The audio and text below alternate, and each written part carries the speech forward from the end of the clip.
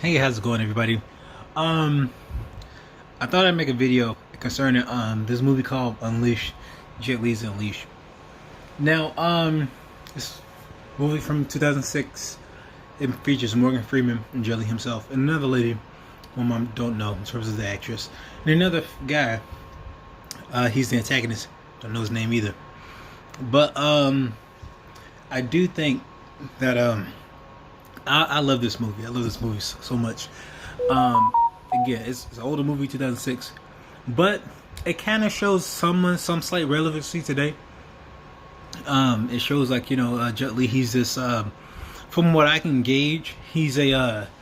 The story says that he was an orphan, but and at the same time, I believe he he wasn't an orphan. He was more so just like um the guy, the antagonist, killed his mother and adopted him to be this killing machine. Uh, and so he sees himself. He has a collar. He's been conditioned to fight when the collar's off, and he's unleashed. So he's unleashed to do whatever his commands are. But the idea is later on is that he meets these people, Morgan Freeman and this other lady, and they show him a new way of life, and it's basically a dynamic of his own free will versus the choice that's imposed upon him by somebody else.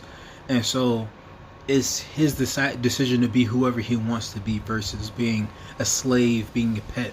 Now, I always found that, and I seen another one called Kiss of the Dragon, where it's a similar thing, only he's not really the captive.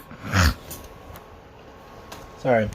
He's not really the captive. He's more so the person. I think he's like um,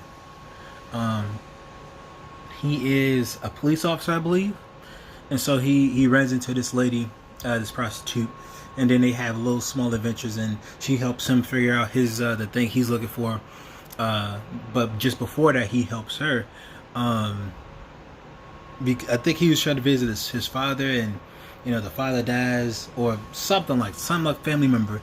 But it's very interesting his the dynamics that he has between these movies. And this one, I love it, even though I met this fella. He was I think he's Filipino or something like that. He's Asian. And one thing he didn't like about it was that it depicted Jet Li as a slave basically. But to me, it came across like I like the dynamics, even though that sucks. It shows like, because I already know at that time I'm already aware that Jet Li's a badass, but it's not so much in redundancy as like Chris Brown from This Christmas. I'm not too much of a fan of that movie, because it's like he's well known of a singer, but they say, "Oh, I didn't know he could sing." I was just like, it's Chris Brown.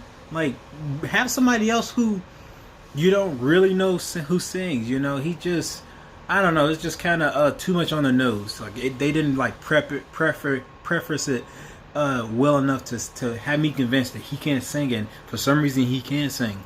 But I think the movie I'd get as a 6 out of 10, but not so much as whatchamacallit, Best Man's Holiday. I think that's a 9 or 10 out of 10. I love that. It was, to me, on a very rare occasion that a cast can still maintain that level of chemistry and have such a brilliant performance. I love that movie. I love that movie too. But yeah, going back to Unchained. Sorry, I almost freaked out. Sorry, that's just okay, sorry about that. So the movie, even though it showed him like that, it kind of reminded me of human trafficking, and even worse, if somebody has human trafficked somebody and then they have them for a long time and they condition them, they groom them to be to think less of themselves, or to think that position they're in is appropriate, and they don't have any way of getting out. And also, it made me think one of the ways to help them, and even prostitutes, or even and anybody who's been captured by somebody and now is under their roof, is to form a relationship, a bond with them, so that they can be more susceptible to themselves leaving. Themselves to leave. So it just made me consider that option, is that it took Jet Li in this movie, and again, I love this movie because it doesn't just show him as an action star; it shows him as a complex character, and I thought that was just amazing. Like even though, yes, you see in the beginning he's in his degraded position, but when I looked at it, I looked at it as a character who was taken advantage of. He has the mind of a child. If you see him, he's doing like these sit-ups, and there's this teddy bear on top, like somewhere. It's like a shelf like up above him. So yes, his living conditions are poor, and he has all these children things around him. So for me, in my instance, for what I can guess from that is that he was taken at a young age, and he had these childish these things at that age with him, and he took him with him. And so, even though he's been conditioned by his collar to be a killing machine, he still maintains the demeanor, the mentality of a 6-year-old or something like that. And so that's why when he does pull-ups, he touches the bear's hands or touches the bear's face or the bear's ears and stuff. I just thought that was amazing. I thought that hit very home. It didn't hit home, but I believed it. When I watched it, I believed that that Jet Li was like, he was this character who had no choice. He was just coping by as a kid, as he could. Now again, if this person was black and did other stuff, maybe I'd feel the same way, just like that Asian fella I was just mentioned. Maybe I would have, but on the other side of it, because I'm not Asian, I don't really have that connection. I just know Jelly's as an action star. I saw him as a character rather than just an Asian person. I knew he could fight. I knew he was an action star. But when I saw him in this film, I thought he was just so powerful. And then with Morgan Freeman, he was blind, so he couldn't tell. He just knew him as a person, as an individual. And he encouraged him to see finer things in life. He taught him about like the piano, because he plays piano. He taught him about like checking if fruit is ripe. Just human interactions. And he developed a bond with him where Jet Li's character Danny sees the better side of life.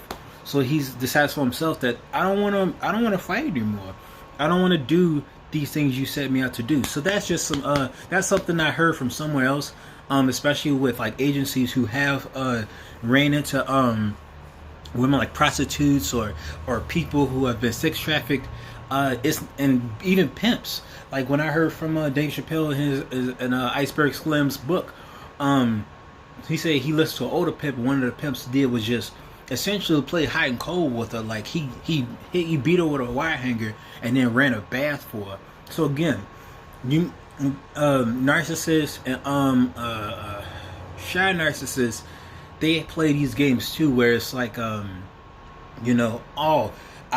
offended, but also it's not just a narcissist, it's somebody else I can't really remember, but it's a manipulative tactic that they use to get you to go hot and cold. They're kind of brash on one point, and then they're nice, like they love bomb you.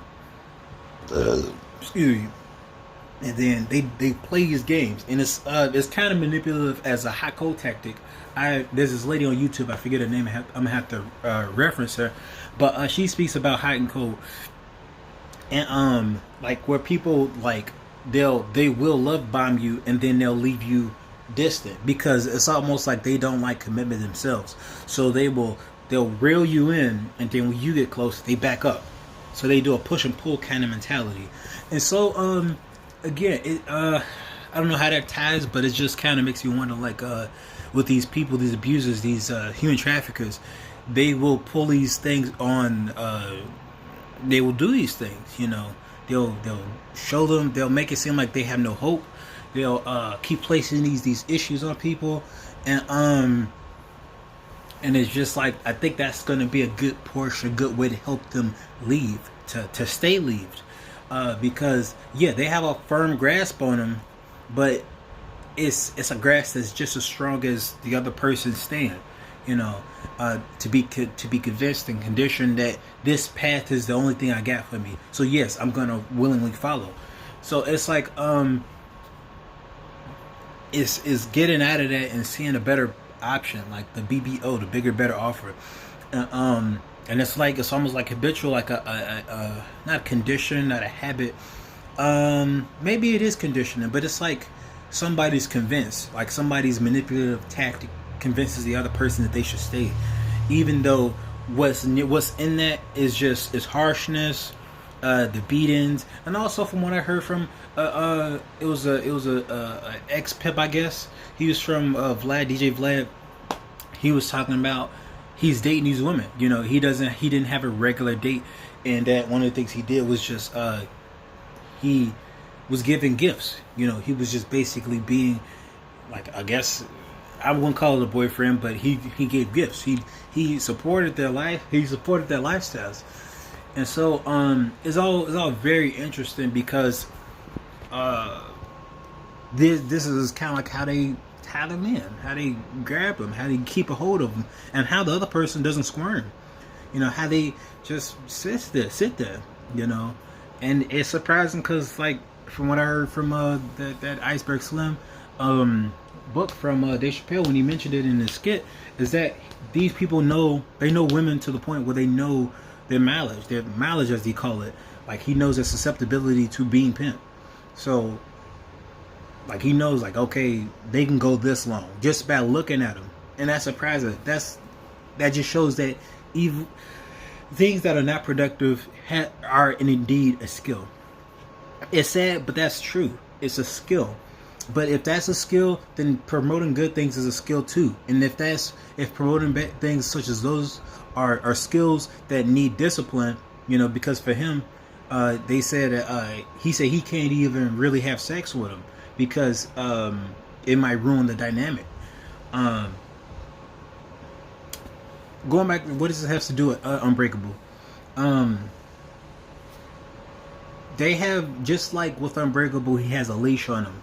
That's physical, but also super. Can I call it superficial? Figuratively, a leash on him because he's saying this is all that you have, and all that you have, all that's good is, and he even shows it, like, you know, like, there's nothing good out here, and he shows it from his own version of pessimism. Even though he's, you know, sleeping around and having chicks and having a good time, he's telling Danny from his slave point of view. And even so, if you go to America, early Americans who colonized, and not so much just colonized, but those who enslaved African Americans, they did the same tactics. Especially in Willie Lynch's letter of breeding of African Americans, or the Africans at the time. He was just saying, you know, this is how this stuff is supposed to work. You know, and why do you think they beat them to show an example? Because they were instilling fear and conditioning them not to leave. You know, I mean, it's like what Sojourner Truth said. You know, I could have slaved 1,000 more, but they were still in bondage, mental bondage. Why? Because they, you know, these slave masters, they not only used Jesus, sadly, as a tool to keep them in bondage, but also they used these practices, these evil practices, to keep them enslaved mentally. You know, and that's why it's sad, but some people, they equate Christianity to that oppression, and I think that makes perfect sense. Why? Because they used it. They used Jesus. Maybe it wasn't the precise Jesus, the most accurate version of Jesus, but they still used it. And for those who are living in ignorance and say, like, you know, that's not really Jesus, you know, yada yada yada. It's like, we've heard this stuff plenty of times. We heard this with the Crusades. I'm still a Christian, but I still recognize that before we convince them that Christianity is true, we have to develop a relationship to break those old chains, those chains on the neck. And just like with Unleash, they gave him a better offer, and they said that you can live with us. You can come to our side, come to our place, so you won't have to deal with the other side that you're used to, and it's easier for you to cope with, but at the same time isn't the best option for you. And so that's all I gotta say. I love this movie so much because of the implications that it has. It just shows that, like, people in bondage can be free with good people, with good community, with people who give them a better offer than the offer that they have. And I just the movie took its time, you know, but I still love the message, even though it showed Jet Li as an agent in chains, and showed these white European fellows who was jerking him around, saying, you know, you do this, you do that. I love the fact that it eventually gave Jet Li's character personhood, even though he's in his mind a 6-year-old, 7-year-old, something like that. These other people who he happened to stumble upon show him mercy and kindness, and that's something I gotta work on. I just find it in knowledge, so I just want to share the knowledge. But it's just like they saw this. He was blind, so he didn't see him as an older person. He saw him as what he heard, you know, he saw him by what he did, and he didn't see aggression, or rather, you know, he didn't recognize aggression from the person Danny was. So it's just he gave him grace and mercy. So I think that's just a good lesson for us all to follow. When it comes down to helping people, it doesn't have to be as righteous or grandiose as we make it out to be. It's just something as simple as talking to them, something as simple as treating them as a person, rather than treating them by the stigma of their crimes, stigma of what they are associated with. You know, Rurouni Kenshin is a good. Sorry, I'm really trying to stop. I'm gonna after this. Rurouni Kenshin is a good anime, and if you watch the movies, is good because he himself was a dog of the military. He was basically a soldier killing people to bring the new era. I believe it was the Meiji era, the new era that was they banned swords and banned blood. You know, the feudal divisions and the killings. That's very. I don't even know. I don't know. I just heard the Meiji era, but I know it was a time of peace. And for him, he was basically a dog of the military, and so he did a lot of killing. And so for him, after they received this era of peace, he quit killing. He made an oath to not kill, and he had a sword that couldn't kill. You know, or at least couldn't kill in the most traditional fashion. And so, given that, he the people around him, the community, enforced his peaceful belief. Now in the third movie, it kind of shows about, you know, even though he wasn't really out to die, even though the story sets him up to die, he has to come to terms with his own life and say, okay, what do I want to do? You know, it's not just about upholding this moral ideal of not killing. Is now taking value from my own life. And I guess that's still important. I still just the idea is, yes, you have to value your own life because you only have one life. And his master helped him understand, like, you know, your life isn't precious. So while you're sitting here trying to use this ideal to sacrifice your own life for others, you need to value your own life, because that's the only way you're gonna kill this person who, because there's an antagonist there, and he's basically worse than him if he never changes oath from not killing. If he just decided to be a murderer and become a very honed and trained killer, even during that time, he would have become like Makoto Shishio, which is the dude's name. And you know, he had to endure loss from the dude's protege, the dude's not so much successor, but like the kid who's training under him. So he had to basically learn and grow, and then, you know, they have their own, him and even the protege have their own art. But basically, he teaches the kid that the kid can't be a follower. The kid has to follow his own path and figure out what that is. He can't just be following a random person's path, because that's, you see in the end, even in the anime, he's lost afterwards, after he loses, you know, because he kind of messes with his mind, and as they're fighting, he just shows him, like, you know, you can't just be following anybody's ideals. You have to figure it out for yourself. And sort of, I guess that makes sense, like, but you can't just be blindly following people. But point is that yeah, you have to make some of these ideals true for you. And that kind of goes back to my point of the Unleash, is that with Jet Li's character, he had to make his own personhood a value for himself. He couldn't just be like, I'm not gonna fight and that's it. I'm just following this ideal. I'm gonna keep blindly following this ideal because I think it's right. It's like, no, you have to do this for yourself. Is this worth it for you? Is this worth it to you? And I guess that's it. Like, that's all I get. I just took this pre-workout, so that's why I'm all a little antsy. But love this movie. It just has a good point. So, see ya.